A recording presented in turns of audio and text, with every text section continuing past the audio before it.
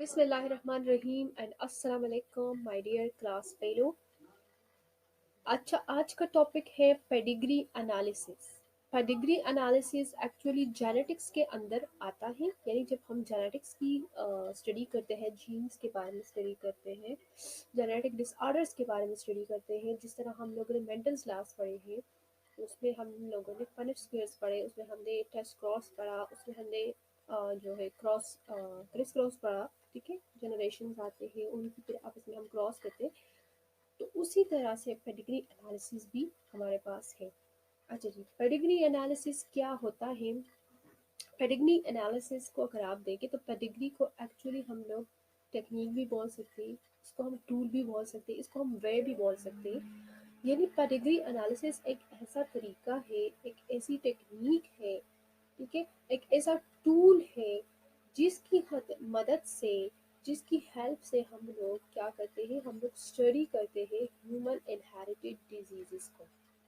ठीक है, क्या करते हैं, पेडिग्री जो है ये एक ऐसा तरीका है, आप लोग समझ लें कि ये एक ऐसा तरीका है जिसकी मदद से आप लोग ह्यूमन इनहेरिटेड डिजीजेस को पढ़ते हैं। ठीक है, ह्यूमन अनहेरिटेड डिजीज का मतलब यानी वो बीमारियां जो विरासत में आप लोगों को, यानी जो ह्यूमन बींग्स को मिलती है। फॉर एग्जाम्पल मैं आपको जस्ट एग्जाम्पल बताती हूँ कि मतलब दादा से जो बीमारी मदर में आती है, और फिर मदर से, सॉरी फादर में, और फिर फादर से आगे उसकी डॉटर में, और फिर डॉटर से वो उसके सन में, यानी एक सिलसिला चलता आता है। तो उस बीमारी को पढ़ना, उस बीमारी को हम किस टेक्निक के ज़रिए स्टडी करते हैं, या किस वे के ज़रिए, या किस टूल की हेल्प से हम उसे स्टडी कर सकते हैं, तो वो हमारे पास क्या है, पेडिग्री है। अच्छा, यहाँ पर है कि अ वेरी इम्पॉर्टेंट टूल, एक बहुत ही इम्पॉर्टेंट टूल है, किस लिए, for studying human inherited diseases, यानी इंसान की जो इनहेरिटेड डिजीज है, जो उसे विरासत में मिलती है, तो उसके बारे में स्टडी करने के लिए एक बहुत ही अच्छा टूल का आप इसे भी कह सकते हैं कि ये आपके लिए बहुत ही इम्पोर्टेंट टूल है। अच्छा जी, नेक्स्ट हमारे पास है कि these diagrams make it easier to visualize relationships within families, particularly large extended families। ठीक है, यानी पेडिग्री जो है ये एक तरीका होता है, ये एक टूल होता है, लेकिन ये तरीका या ये टूल किस तरह से है, यानी क्या हम इसमें इंस्ट्रूमेंट को यूज करते हैं, क्या करते हैं। तो इसमें हम एक्चुअली कुछ डायग्राम्स जो है उसको ड्रॉ करते हैं। पहले हम लोग इंफॉर्मेशन कलेक्ट कर लेते हैं, ठीक है, फिर उन इंफॉर्मेशन की एक डायग्राम बनाते हैं। ठीक है, ट्री लाइक डायग्राम बनाते हैं। ठीक है, अब ये डायग्राम क्या होती है, मेक इट इजियर, ये आसान बनाती है किस फंक्शन को, किस काम को, हमें अंडरस्टैंडिंग करवाने में, हमें समझने में, हमें विजुअलाइज करने में रिलेशनशिप्स को। ठीक है, हम यानी अगर हम पेडिग्री बनाए तो इससे हमें पता चल जाता है कि इस बीमारी की जो जो क्या है, रूट है, वो कहाँ से होती है। मतलब हमें पता चल जाता है कि ये बीमारी दादा से आया है, आई है, सॉरी, नाना से, या आपकी नानी से, या मदर से किस में आया है, और अब ये किस तरह से ट्रांसफॉर्म हो रही है, आगे जा रही है जनरेशन में। ठीक है, तो साथ साथ में हम उस बीमारी को भी अंडरस्टैंड करते हैं, लेकिन साथ में अगर आप देखें तो आप रिलेशनशिप्स को भी अंडरस्टैंड करें, आपको पता चल जाता है कि मतलब हमारे बाबा के बाबा कौन थे, उनके बाबा कौन थे, आपको एक पूरी वो डिटेल से मिल जाती है। पार्टिकुलरली लार्ज एक्सटेंडेड फैमिलीज, यानी वो बड़ी बड़ी फैमिली, आज छोटी फैमिली तो छोड़े, उनको छोड़े दे, वो तो इसलिए अंडरस्टैंड हो जाती है, लेकिन बड़ी बड़ी जो फैमिलीज होती हैं तो उन्हें विजुअलाइज करने में पेडिग्री जो है वो बड़ा इंपॉर्टेंट रोल प्ले करता है। ठीक है, अच्छा, pedigree are often used to determine the mode of inheritance. ठीक है, पेडिग्री को आप बाज दफा मूड ऑफ इनहेरिटेंस को फाइंड करने के लिए भी इस्तेमाल कर सकते हैं। ठीक है, अच्छा, ये बहुत इंटरेस्टिंग पॉइंट है, ये जो मूड ऑफ इनहेरिटेंस, लेकिन इसकी समझ आप लोगों को अभी नहीं आएगी। ये जब मैं आपको आगे जाके वो विद हेल्प ऑफ आंसर आपको करवाऊंगी ना, यानी प्रैक्टिकली करवाऊंगी, आपको पेडिग्री समझाऊंगी, तो उसमें फिर मैं आप लोगों को इस पॉइंट की क्लियरेंस दूंगी कि इस पॉइंट का मतलब क्या है। इसका मतलब एक्चुअली वैसे मैं आपको भी थ्योरेटिकली बताती हूँ।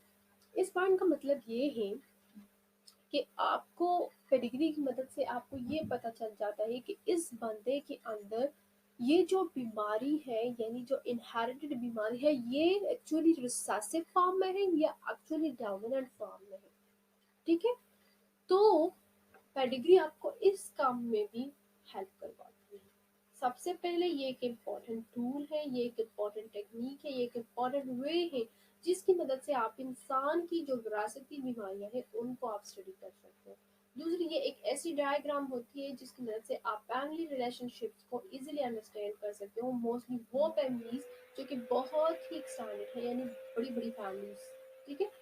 अच्छा, इसके अलावा आप इसकी मदद से मूड ऑफ इनहेरिटेंस को भी डिटरमाइन कर सकते हैं, मतलब आपको पता चल जाता है कि ये जो बीमारी है ये रिसेसिव फॉर्म में है या फिर ये आपके पास डोमिनेंट फॉर्म में है। रिसेसिव और डोमिनेंट फॉर्म के बारे में अगर मैं आपको बताऊं तो हमें पता है कि allele gene actually occur in pairs. ठीक है, और उन पेयर्स को इंडिविजुअली अगर उन पेयर के को देखें तो उनको हम लोग अलील बोलते हैं। ठीक है, अब अलील हमारे पास दो किस्म के होते हैं। ठीक है, एक होता है रिसेसिव अलील और एक होता है डोमिनेंट। डोमिनेंट उसको बोलते हैं जो अपनी जो करेक्टर है उसको एक्सप्रेस कर सकता हो। ठीक है, और रिसेसिव वो होता है जो सप्रेस फॉर्म में होता है, यानी अगर वो होमोजाइगस फॉर्म में है तो ठीक है, वो अपने आप को शो करेगा, लेकिन अगर वो हेट्रोजाइगस फॉर्म में है तो फिर वो उस केस में क्या होगा, वो बेचारा अपने आप को एक्सप्रेस नहीं करेगा। ठीक है। अच्छा जी, इसकी एग्जाम्पल वैसे मैं आपको देती हूँ। फॉर एग्जाम्पल आप लोग ऐसे समझ लो कि एक कलर के लिए चले ले लेते हैं कि फॉर एग्जाम्पल मदर है और फादर है। ठीक है, फादर में जो है वो फादर का कलर थोड़ा सा फेयर है, मतलब वाइट इन कलर है। ठीक है, और उनकी जो वाइट कलर है उनके लिए एक्चुअली रिसेसिव दो जीन्स रिस्पॉन्सिबल है, small W and small W. वैसे मैं आपको एग्जाम्पल दे रही हूँ। ठीक है, और मदर का जो कलर है वो थोड़ा सा डार्क है।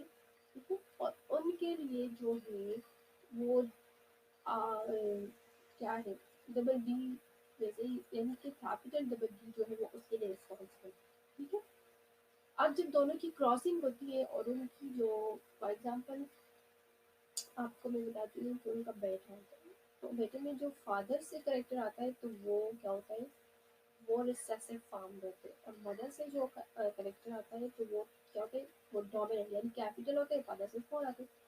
अब अगर आप इस केस में देखेंगे तो बैटर में जो कलर होगा तो वो वाइट नहीं होगा, वो फेयर नहीं होगा, बल्कि वो क्या होगा, वो डार्क, क्योंकि इस फॉर्म में अगर आप देखें तो फादर से जो जीन आया है वो रिसेसिव फॉर्म में है।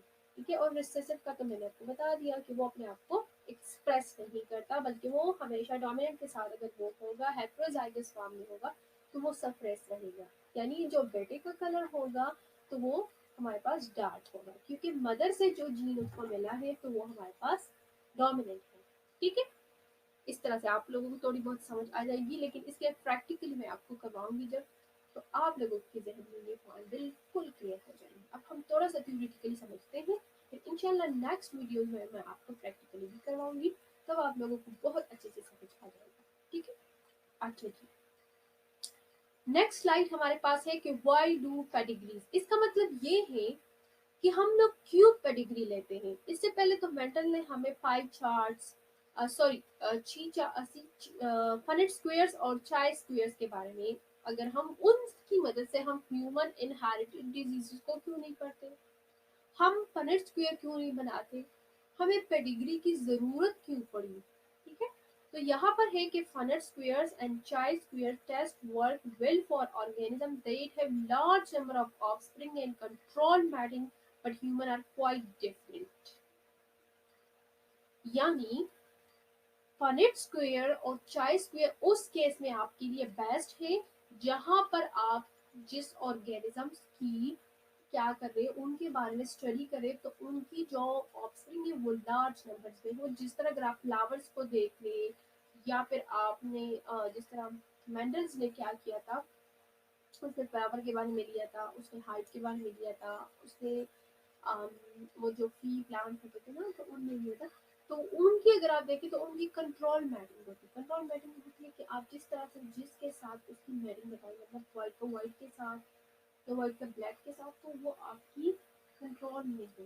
ठीक है, जिस तरह बॉडी में कुछ फंक्शन इनवॉलेंट्री होते हैं कुछ वॉलेंट्री, तो उसी तरह से अगर आप एग्जाम्पल ले लें तो कंट्रोल मैटिंग और अनकंट्रोल, लेकिन ह्यूमन की आप नहीं करवा सकते। ह्यूमन में ये आप नहीं कर सकते कि इसके साथ मैटिंग करवा दें, तो ह्यूमन में ये चीजें इजाजत नहीं देती, कंट्रोल मैटिंग नहीं होती। ठीक है, तो इस वजह से हमें पेडिग्री की जरूरत पेश आई और हम लोग क्या करते हैं, पेडिग्री टेक्निक को हम लोगों ने यूज करना जो है वो स्टार्ट किया। ठीक है, अब यहाँ पर है कुछ रीजन कि कुछ फैमिलीज क्या होती है, स्मॉल फैमिलीज होती है, even large human families have 20 or fewer children, मतलब बास ऐसी फैमिली होती है उनके उनमें ज्यादा से ज्यादा 20 बच्चे होते हैं या उनसे भी कम। ठीक है, लेकिन अगर आप दूसरी तरफ प्लांट्स में देखें तो उनमें हजारों की तादाद में भी होते हैं, हंड्रेड्स की तादाद में भी होते हैं। ठीक है, दूसरी बात है अनकंट्रोल मैटिंग, यानी ह्यूमन में ओपन विथ हेटेरोजाइगोट, यानी आप ह्यूमन में कंट्रोल मैटिंग नहीं करवा सकते। ठीक है, ह्यूमन में आप अपनी मर्जी से ये नहीं कहते कि इस बंदे का इसका, मतलब वो अनकंट्रोल मैटिंग में आ जाती है, हेटेरोजाइगोट्स आ जाती है। ठीक है, अच्छा, अगली बात है कि failure to truthfully identify percentage. बाज दफ़ा हम फनेट स्क्वायर बनाते हैं, फनेट स्क्वायर जिस तरह से हमें रिजल्ट देता है तो उस तरह एक्चुअली ह्यूमन बीइंग में होता ही नहीं है। उसमें आपको जिस तरह से बताते हैं कि इस बच्चे में ये बीमारी होगी, इस बच्चे में ये होगी, तो अक्सर हमारे पास रिजल्ट उसके अगेंस्ट मिलता है। तो इसलिए यहाँ पर बता रहे हैं कि हमें पेडिग्री की ज़रूरत पेश आई और हम लोग पेडिग्री को यूज़ करते हैं। ठीक है, अच्छा नेक्स्ट स्लाइड देखें। Individual may wish to be tested if there is a family history of one specific disease। Pedigree की ज़रूरत इसलिए आई क्योंकि बंदा चाहता है कि वो एक स्पेसिफिक डिजीज़ के मुतालिक इंफॉर्मेशन कलेक्ट करे, वो देखे, उसकी हिस्ट्री को देखे कि फैमिली में इसकी ओरिजिनेशन किसमें हुई, किससे ये बीमारी किस तरह से ट्रांसफर हुई। ठीक है, दे show symptoms of a genetic disorder. इसके अलावा हम अगर पेडिग्री को पढ़ते हैं तो हम लोग पूरी इंफॉर्मेशन कलेक्ट करके, मतलब हम लोग देखते हैं कि दादा दादी तो उन्हें क्या क्या सिम्टम्स हुए, उन्हें कटिंग हुई, उनकी बॉडी पर कुछ मतलब निशानात आए, ऐसे क्या उनमें सिम्टम्स थे, उनके फिर जब पर होते थे उनमें क्या था, उनमें किस तरह के सिम्टम्स थे। तो इससे हमें एक तरह से जेनेटिक सिम्टम्स के बारे में भी पता चल जाता है। ठीक है, अच्छा थर्ड पॉइंट है they are concern about passing on a genetic problem to their children. ठीक है, इसके अलावा हम इसमें ये भी देखते हैं कि ये जो बीमारी है ये सेक्स लिंक्ड है या फिर हमारे पास ऑटोसोमल, हम देखते हैं कि ये किस तरह से, यानी मदर से सन में ये बीमारी जा रही है या फादर से डॉटर में, या फिर ये मामला इसमें नहीं है बल्कि मदर से डॉटर में भी जा रही है और सन में भी जा रही है। तो मतलब हम लोग टोटली इसमें जेनेटिक के बारे में पढ़ेंगे पेडिग्री में। ये बहुत इंटरेस्टिंग सा टॉपिक होने वाला है, लेकिन इस टॉपिक का जो इंटरेस्ट है ना वो आप लोगों को तभी मिलेगा जब मैं आपको ये क्या करूँगी, आपको मैं प्रैक्टिकली करवाऊंगी, लेकिन यानी जब मैं एज पर करवाऊंगी तो इसका फिर आप लोगों को बड़ा मजा आने वाला है। ठीक है, अभी मैंने थोड़ी सी थ्योरी आपको एक्सप्लेन करवाई इस वजह से ताकि आप लोगों का माइंड बन जाए कि भाई अभी तो हम ला रहे हैं न्यू वीडियोस किसके बारे में, पेडिग्री के बारे में। सो आई होप कि आपको थोड़ा बहुत जो है आइडिया मिला होगा कि पेडिग्री एक्चुअली हम यूज किस, आपने सिर्फ ये पॉइंट जहन में रखना है कि पेडिग्री हम यूज करते हैं ह्यूमन इनहेरिटेड डिजीजेस को स्टडी करने के लिए, क्योंकि ह्यूमन में हम कंट्रोल मैटिंग नहीं करवा सकते। ह्यूमन की फैमिलीज इतनी बड़ी लार्ज नहीं हो सकती, उनमें ऑफस्प्रिंग जो है वो ज़्यादा नहीं है। बस आप इतनी छोटी छोटी बातें याद रखें तो आपको आगे जाके फिर पेडिग्री में हेल्प होगी। वैसे मुझे यकीन है कि मैम जो है ज़्यादातर मोस्टली क्वेश्चंस जो है वो आपको प्रोबेबिलिटीज और ये पेडिग्री की जो हम लोग ट्री सी बनाते हैं उनके मतलब लेकर आएगी। आप लोगों से पूछेगी कि F1 जनरेशन में क्या हुआ, F2 में क्या हुआ, इतनी परसेंट इस बीमारी की क्या इफेक्शन है, सन में कितने परसेंट प्रोबेबिलिटीज है। अगर हम इसकी पिला के साथ मतलब अगर एक इफेक्टेड पर्सन है उसकी अगर हम इन इफेक्टेड के साथ करवाएं तो इसका क्या रिजल्ट होगा, उसके ऑफस्प्रिंग में आइदर कितने कितने परसेंट वो इफेक्टेड होंगे। तो वो उस तरह से क्वेश्चन आप लोगों के पास आएंगे। ठीक है, लेकिन आई होप कि आपको